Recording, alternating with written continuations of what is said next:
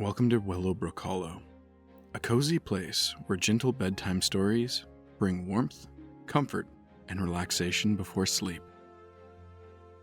Tonight, we follow Pip Quickscurry as he tries to understand the quiet changes in his older brother Scruff. It's a story of love, patience, and learning that sometimes the best way to be there for someone is to sit beside them and listen. So snuggle up, take a deep breath, and let this gentle bedtime story from Willowbrook Hollow soothe your mind and ease you into a restful sleep. This is Scruff's Quiet Days.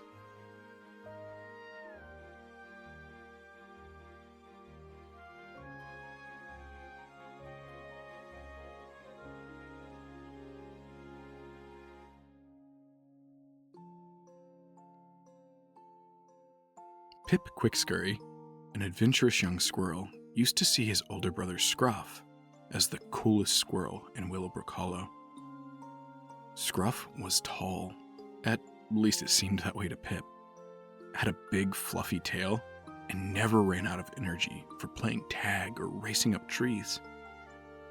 Pip thought Scruff was the bravest squirrel around, but ever since Scruff came back from his long trip outside Willowbrook Hollow, things had been different. These days, Scruff sat by the waterfall near the brook almost every morning.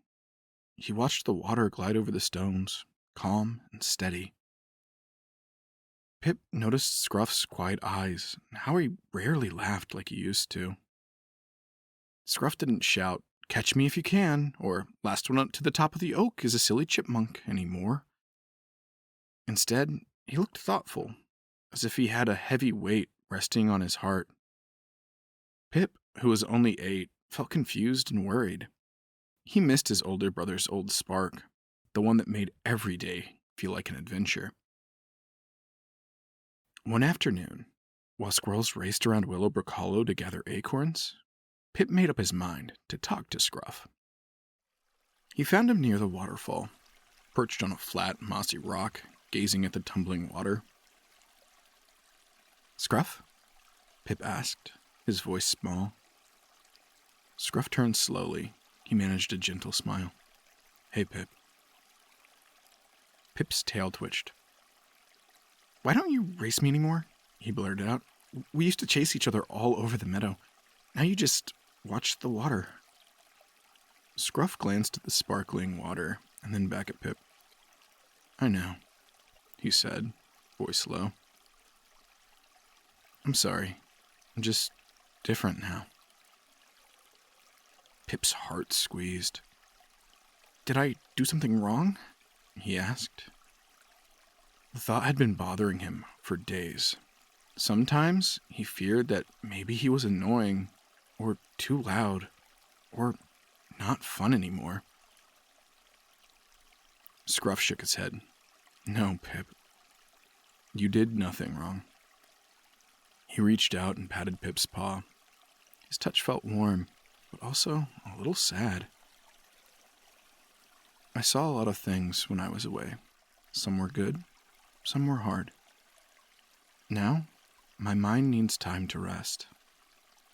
Pip climbed onto the rock and sat next to Scruff, curling his tail around his feet. The sound of the water splashing filled the air, and mist tickled Pip's nose. He took a breath, trying to settle his swirling thoughts. "But I miss the old you," he admitted in a trembling voice. "You were loud and funny. I looked up to you. We climbed the biggest trees and never got tired." Scruff nodded, eyes on the swirling pool below the waterfall. "I remember those days too," he said. "I'm still me, Pip, but I feel like a leaf drifting through the air. Sometimes it spins and turns before it lands." Pip imagined a golden leaf floating in the autumn breeze, twisting this way and that, never quite settling. The picture tugged at his heart. He shifted closer to his brother and rested his elbow on Scruff's knee.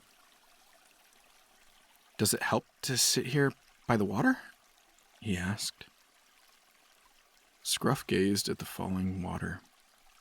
Yeah, he said softly. It reminds me of a stream I found while I was away. I stayed there with someone who was very important to me. Being here helps me remember them. And also helps me feel calm. Pip glanced at the gentle spray. He tried to see the waterfall through Scruff's eyes. He let the trickling sounds fill his ears. At first, it felt strange to hold so still. Pip was used to running and leaping. But after a few moments, he noticed a calm feeling creeping in. The water made a soothing rhythm, almost like a lullaby. They stayed like that for a while longer, each lost in thought. Pip found that as he listened, the water seemed to tell a story, one about flowing on and on, even when the river banks changed. When the sun grew warmer, Scruff stood up. "Shall we walk?" he asked in a gentle voice. Pip scrambled to his feet. Yes.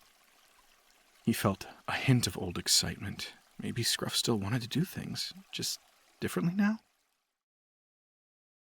They followed the winding path along the brook, stepping over twisted tree roots, soft grass brushing against Pip's legs. They passed a few neighbors, Miss Fern Wisefeather, the owl librarian, who greeted them with a slight bow, and Twiddle and Twee Chirp, two sparrows fluttering overhead with letters in their beaks.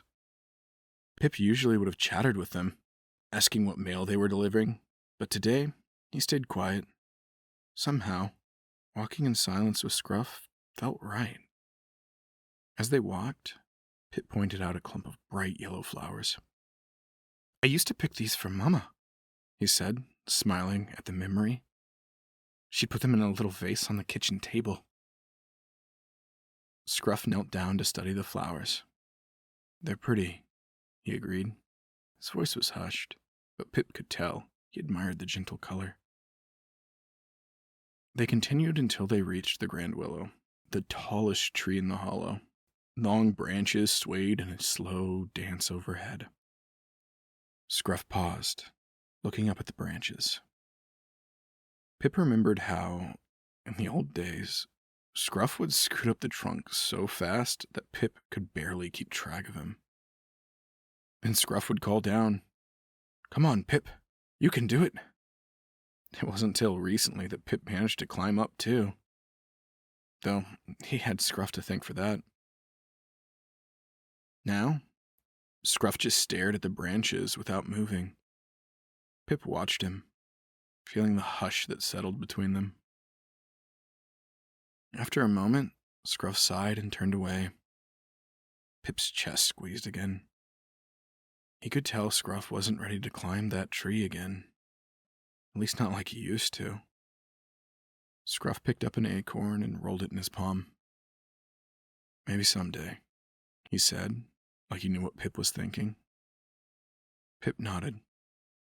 "Okay," he whispered. He tried to focus on what they could share today, instead of what they used to.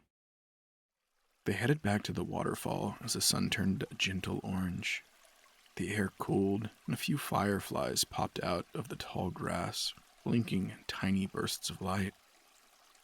Pip felt the day slipping away, but he also felt a new closeness with Scruff. They might not be racing or climbing, but they were together. Pip's eyes drifted to Scruff's satchel. "You always carry that. What's inside?" he asked, curious. Scruff pulled out a small notebook. Its edges were a bit worn. And Pip saw little drawings of forests, streams, and distant hills. Some sketches had smudges, but Pip could tell they were special. "When I was away," Scruff explained, "I drew the places I saw. It helped me remember them." Pip nodded slowly. "They look nice. Do you still draw?" Scruff handed him a pencil with a short nod. Sometimes. You want to try? Eager, Pip bent over the blank page and tried to draw the waterfall, adding tiny dots for the flying insects. It was not a perfect picture, but he was proud of it. Scruff added a few soft lines behind Pip's drawing, making the waterfall look more real. "That's our home," Pip said, pointing at a tree beside the waterfall he'd drawn. "And you and me," he added, 2 small squirrel shapes near the bottom of the page. Scruff gave a gentle laugh. "Yeah, that's us." They watched the sky deepen to purple, with the moon peeking out. The water under the moonlight looked silvery, fireflies flickering in the reeds. Pip leaned his head against Scruff's shoulder. He felt warm and calm, safe in the hush of the evening. "Scruff?" Pip asked, his voice quiet. "Yeah," Scruff replied. "It's okay that you're quiet," Pip said. "I still like being with you, even if we're not climbing trees right now." Scruff squeezed Pip's paw. "Thank you," he said softly. "I appreciate that more than you know." Pip closed his eyes for a moment, listening to the steady splash of the waterfall. He thought of all the times he and Scruff had raced through Willowbrook Hollow. He realized that even if Scruff didn't feel like racing now, he was still Pip's big brother. They could sit or walk or talk in quiet voices, and it would still be okay. At last, they headed home. Their parents greeted them at the door of their treehouse. Maple, their mother, looked relieved. Mr. Acorn Quickscurry, their father, welcomed them inside. Pip yawned as they climbed the steps to their room. He felt tired and also filled with a gentle joy. "Night, Scruff," he said when he curled up in his bed. "Night, Pip," Scruff answered, placing his notebook beside his own bed. Before Pip fell asleep, he thought about how people can change after seeing and doing big things. It was a little scary for him, because he missed the old Scruff. But he also felt proud that he could stand by his brother, even in this new, quieter time. He realized that love could look different than before, but it was still love. And just like that, Pip drifted off to the soft murmur of the brook outside. The night felt peaceful. In his dreams, he saw him and Scruff sitting on a rock by the waterfall, together, side by side, sharing a quiet bond that would grow day by day. The moral of the story? Sometimes people change when they go through hard events. They might need quiet moments to feel better. We can still care for them, even if they act differently, by sharing new ways to be together. Thank you for joining this peaceful bedtime story in Willowbrook Hollow. Sometimes, people change after big experiences, like traveling far from home or facing something difficult. And they may need time and quiet moments to heal and feel like themselves again. But love and understanding don't always need words. Be found in small, shared moments. Who is someone you want to have a quiet moment with? If you enjoyed this relaxing sleep story, don't forget to like, subscribe, and share so more listeners can find their perfect calming bedtime tale. May your dreams be peaceful and your night be restful. Remember, gentle stories and soothing words can bring comfort in any moment. Sleep well, sweet dreams. Let this calming bedtime tale be the peaceful end of your day. Good night.